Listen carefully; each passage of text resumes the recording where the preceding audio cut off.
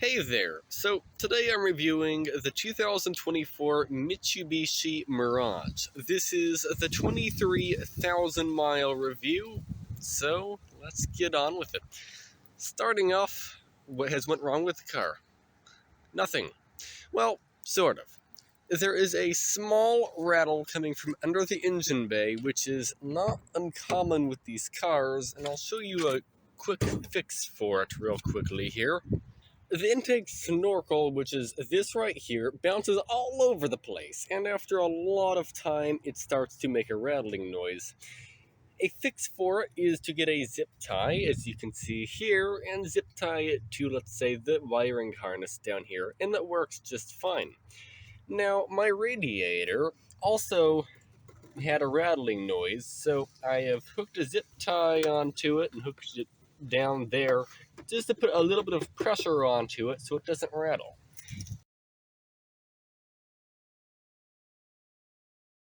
Maintenance wise, I've been changing the oil every 3,750 miles, and then I've been changing the transmission fluid I changed it at 16,000 miles, and then I had to redo something, so I took it back apart and redid it at about 20,000 miles. But it's still really at 16,000 miles when I changed the fluid. Filter wise, at about 20,000 miles, I had to replace the filter with a new one. The rubber was all cracking apart. To be fair, I've never seen a filter do that before, and the people over at Mitsubishi have also never seen a filter do that before, so I'm pretty sure my air filter was defective, or maybe it got a little bit too hot.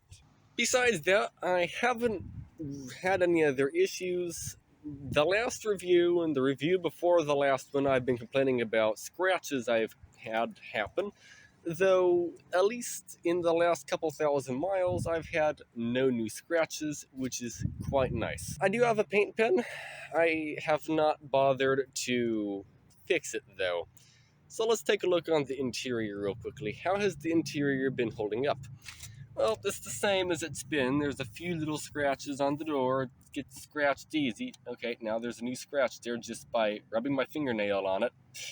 Yeah, and it can be unscratched probably. I actually didn't mean to scratch it that bad. I was just going to show it. You can leave like little marks on it with your fingernail, but yeah, there's a solid scratch in here now. So yeah, door panels, especially in the hot sun, can get a little bit weaker, but that's okay. You can replace the door panels rather easily if you want from, let's say, a junkyard one, and you can even get the higher end one that has the cloth armrest. So that's always an option. Seat-wise, well, I don't really weigh anything. I weigh 120 pounds on a good day at 5'11". Yes, I know I'm a stick. Either way, this is not getting worn out. Nothing's getting worn out. It's like brand new. I mean, it should be, but yeah, it's like brand new. Oh, one fun thing. This car is having less issues than my mom's 2024 Ford Maverick. Problems that has: the window squeaks. The tire pressure sensor is not working. The window actually gets stuck at times. I forgot to mention that. The backup camera on the Ford absolutely sucks, and the screen is extremely slow. Google Maps on it doesn't work right when you try to zoom out. It completely glitches out. The screen gets extremely hot as well, and it looks like it's a low quality, and the backup camera is nearly unusable at night. This backup camera and entertainment system feels like luxury compared to that Ford Maverick that is $7,000 more expensive. I don't know why they couldn't do that. And this has power mirrors. You might think, okay, every car's had that. Yeah, no, the Ford doesn't. It's not like the old Hondas where you can adjust the mirrors right here. No, you literally have to roll the window down, except you can't really roll the window down to reach that side on that truck because it's wider. So you actually have to get out of the car and adjust the mirror and then get back in. Is it right? No, you have to keep going back and forth until you get it right. This, you can do that. I know this isn't a Ford Maverick review, but that car just annoys me after driving it 7,000 miles. Either way, what else is going on? Cup holders, they can't hold a humongous fat bottle, but it can fit nearly all the thermoses you can possibly think of, water bottles. Though if you have two humongous thermoses in here, one downside is it's hard to access the back pocket in there, but that's okay. I usually use that pocket for my phone, but if I have two big thermoses in there, I just set it on the seat. And the passenger, I usually have them set their phone inside here if they don't want to put it back in their pocket and they're actively trying to use it. Driving this car and actually any other car, I have a problem with my back. It gets sore. So I've added a sleeping pillow in here as lumbar support, and now it feels like a couch. It supports my lower back, and I don't get sore on the longer drives, which is exactly what you want. You don't want to be sore. Well, probably not at least. I don't know you, but yeah.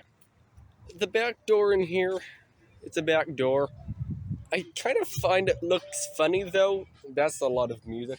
I kind of find this area looks kind of funny, and I don't know why. It's always looked funny to me. Maybe it's just because how thin this is. I don't know. But it's an armrest. In the back seat, I mean, it's a back seat.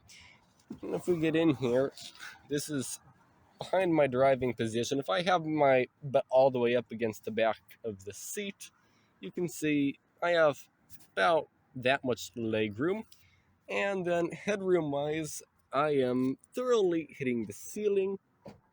But the thing is, if I slouch down a little bit like I normally would, I have quite a bit of headroom. My dad can sit back here. He is 6'3", though his knees are against the seat and his head is against the ceiling. Though if I move up a little bit, which I can, I just remove the lumbar support and move up a tiny bit, well, he can fit a lot better. He just slouches down a little bit more. Lighting wise, there's only one light in the cabin. It is there. A lot of people replace that light with an LED light, which improves the visibility in here. I might be doing that at some point in time because first, the LED light uses less power, and second of all, it would be brighter, which would be nice. In terms of the visor, you have a card holder right here. The visor is held in with 2 screws. I find that interesting. Either way, yeah, that's what it looks like. There is no light on the visor, but it is a visor. I don't think I've ever opened that before. And on the passenger side is exactly the same. You got the mirror here. Hello. Yeah. And that right up there, by the way, is the microphone for your Android Auto or wireless phone usage. Sorry if this video is a choppy mess. My phone keeps overheating, so I keep having to go and cool it down in the house. Either way, cup holder. It is a cup holder. This is a 20-ounce Gatorade bottle, and it has plenty of room in here. There's not really much to say about it. It's just a very large cup holder, and it's your only cup holder in the back seat. At least if you have the hatchback. If you have the sedan version, since the seats don't fold down, I don't know what that has to do with it, but since the seats don't fold down, I guess it has a armrest here that folds down, and then there's 2 cup holders in it, which makes this car a 5 cup holder car, except the thing is, there's also cup holders in the doors. You can put 3 sodas side by side in each door pocket. The back seat, though, does not have a door pocket, so you cannot do that back here. Also, you do not have a spot here to put things in the back of the seat, which can be inconvenient at times or convenient. You can get a drape that comes down. It does do that exact same thing if you want. I forgot what it's called. Also, the passenger seat is sitting as far back as it can go, and it's reclined about as much as my dad would have it. And, well, that makes the back seat nearly unusable on the passenger side. What I mean by that is you can sit here, like if I have my butt all the way back, my knees are touching. And of course, my head is touching the roof as well, so it's not ideal. Though if I spread my legs apart like this, it's a little bit better. Though on this side, you can't put your leg between the door and the seat too easy, so it can get a little bit cramped back here if the seat is all the way back. Side note, the G4 It's a little bit bigger back here because it's a sedan, it's a couple 100 pounds heavier.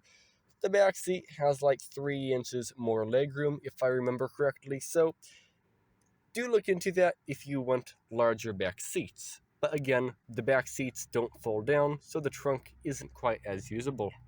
Also, if you are car camping, the seat only folds down that much. Unless you move the seat forward, but then you won't have that much legroom. There is a fix to that, by the way. What you can do is remove the bottom of the back seat. There's a clip somewhere down here. You just yank up on it, all right? And you do that on the other side over here. And by doing that, you make the floor a lot thinner or further down. You just move this, for example, sideways or remove it entirely. And by doing that, you can fold the front seats significantly further back. Now it goes pretty close to flat. And if I move the seat further forward, I can get it even further down. It's about as good as you can possibly get it. It's as far down as it will go, and it's as far back as it will go as well. And it's a pretty flat area. It's not perfect. I have made a video putting a twin bed mattress in here. It's an air mattress, and it's a twin, no, my bed is a queen. It was a queen bed air mattress I put in here. I folded the front seats down and folded the back seats down in a certain way, and I was able to make the bed perfectly fit inside the car, which is pretty neat. So it can fit 2 people on a air mattress pretty comfortably, which is, well, pretty neat. Sure, it's not a fancy setup, but it at least works. By the way, if you have loose things in the trunk, they can come through here and end up down here. I found a few coins down here at times, and a few like receipts come down here. Also, if you're wondering what that is the fuel pump. Okay, it's been about 20 minutes. I got a phone call, then my phone overheated during the phone call and shut off, so that was fabulous. Yeah, either way, we are back. So, let's look at the trunk space real quick. Now, the trunk space, you might think, oh, it's tiny. And it can be, but not really. So, first of all, right now I have the trunk pretty loaded, like it's that deep and it's loaded up to here. The thing is, you can load the trunk all the way up to here. Let's say you could put, jackets at the top or something. Sure, you won't see out the back window, but it can hold quite a lot. Secondly, if you need to haul, let's say, a bike, a motorcycle, a 48 by 28 by 20 inch piece of furniture, it will fit in just fine. All you do is you fold the rear seat down. There's a little tag in here, and it folds down flat. Well, near flat. It has a small little hump, but it's not really a big deal at all. It's like 3 inches maybe. And just by doing that, you can haul rather large pieces of furniture, or a lawnmower in here, or, well, pretty much everything.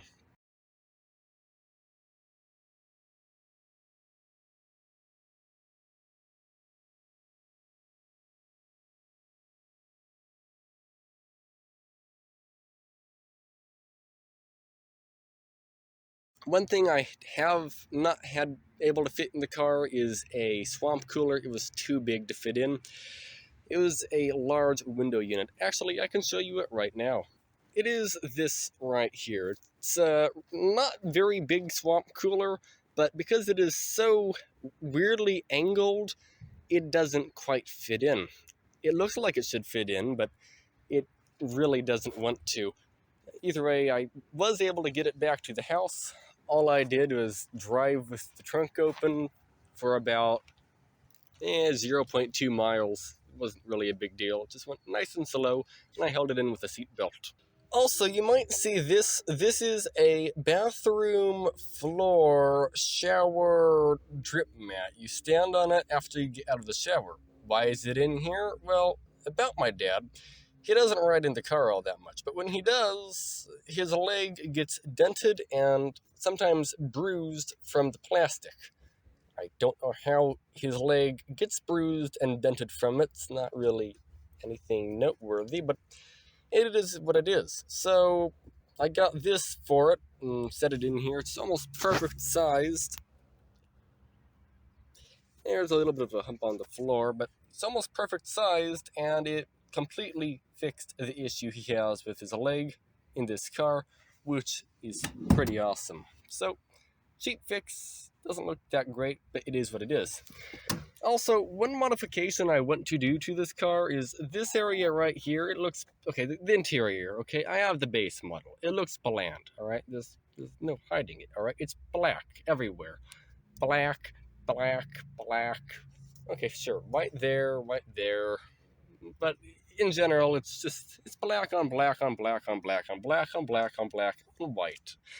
So, since this car is yellow, I want to get some yellow vinyl wrap and wrap this area in yellow and wrap the door cards also in yellow. The door cards, some of them have some scratches on them, so I could cover the scratches up, but I'd like to add a little bit of yellow trim to this.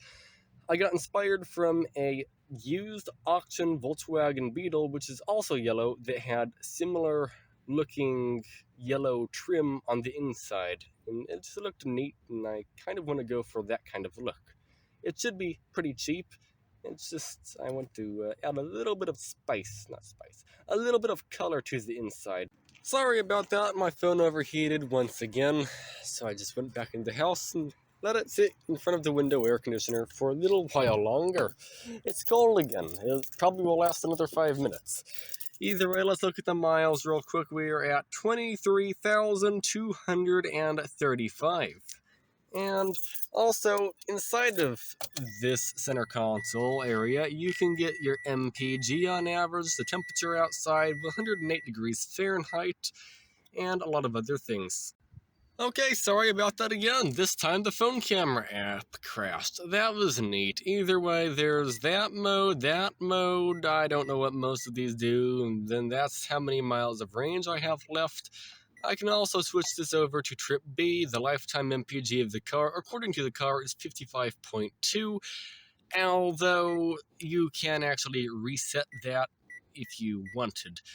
One thing to note, though, the lifetime MPG, it is resettable, but it actually isn't 55.2, it's 52.5, so it is slightly overreading what it's actually getting.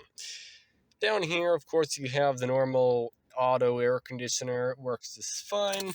I prefer manual. I like the fan speed a little higher and the temperature a little higher. So more wind, less cool. Gets better gas mileage that way. But overall, the car has been extremely good. It fits in almost every single parking spot you can possibly imagine. It fits in almost every spot you can think of. It has a smaller turning radius than a Mazda Miata, which is absurd to me. This is 15.1 feet. The Mazda Miata is 15.4. For context, the Ford F-150 is 44 feet. Yeah, that truck is 44 feet. So, yeah, you can make a U-turn on a small residential street without doing a three-point turn or something. You just go to the right and make a full U-turn on a one-lane road, basically, or essentially. Yeah, 25 mile per hour speed limit, small residential roads. You could do that in this. You can't do that in many other cars. The Prius comes close, but not quite as good at turning. The road noise is pretty loud at times, and I have heard these tires are loud. If you get literally any other tire, it's quieter. I've had a hard time looking for tires for this, so I'll have to look more into that. The size I have isn't too popular, but there is a size very similar to it, which is more popular, so I might be able to find tires in that size. It would be, for example, the LE version of the Mirage. It has 175/55 R14, but I have 165/65 R14. So the rim size is the same, but the other numbers are different. So I don't know what that exactly means all that much. I can't find 165/65 R14 tires. I can only find the other ones. I can find Yukamas or something like that for this, though those tires specifically are discontinued, so that doesn't work. And then on the Walmart website, I found Bridgestone tires that, not Bridgestone, what is it called? I found Michelin tires that fit on this. Except on the Michelin website, they don't have those tires. But on the Walmart website, they have those tires. So how does that work? Michelin says they don't make those tires, even though Walmart is selling those tires. I don't get it. So tires, that's one confusing part about the car I don't quite understand. I want to upgrade the regular headlights to LEDs. They use less power. It will improve MPG, and also these are extremely dim, especially here where there's no street lights. Okay, fine, there's a street light right there, but that's the only one around here. So if I have LEDs in there, it might be a little bit brighter, but I'm also worried about blending everybody on the road with LEDs, so I'm not exactly sure if that's a good idea or a bad idea. And I need to get good LEDs and not wrong LEDs, because wrong LEDs can mess the wiring up apparently, and I don't want to deal with that. Maybe that's just with old cars and new cars, that's not a problem. I have no idea. Either way, would I recommend this car to people? Yes, absolutely. I recommend looking into this and a Toyota Yaris and a Honda Fit and a Kia Rio. I don't know about the reliability of the Rio, but look into the Toyota Yaris and Honda Civic if you're looking for a car like this. Those can take more abuse. This cannot take as much abuse, but either way, they are all reliable cars. This gets the best gas mileage out of them, but it needs a little bit more upkeep. It needs more oil changes. It needs its transmission serviced every 30,000 miles, if not sooner, versus the Honda Civic's about 50,000 miles for the transmission. Same with the Toyota, so a little more upkeep. But the upkeep you have to do on this really isn't that bad. I mean, tighten the serpentine belt every once in a while. I haven't actually done that. I should probably do that. Thanks for reminding me. Oil change every 3,750 miles. It takes, 15 minutes under the car in total. Transmission service, if you know what you're doing, have all the parts out and ready to go, you probably get it done in less than an hour. It's not really a big deal. I should make a video on it someday, but then again, there's already good videos about it, so maybe I'll just link you those videos since they already did the work and made the video. I don't think I could really improve on it all that much. I would just re-say everything they said a second time. So, yeah, I'm not going to do that. Either way, thank you for watching this video. If you enjoyed it, leave a like. If you want to see more videos, I post more videos on this channel about this car. I do road trips. I do time lapses as well. Lots of other things car related. Sometimes I do repair videos. Sometimes I post cooking. Yeah, there's lots of weird things I post. Yeah, that's it. Either way, thanks for watching. Have a good day.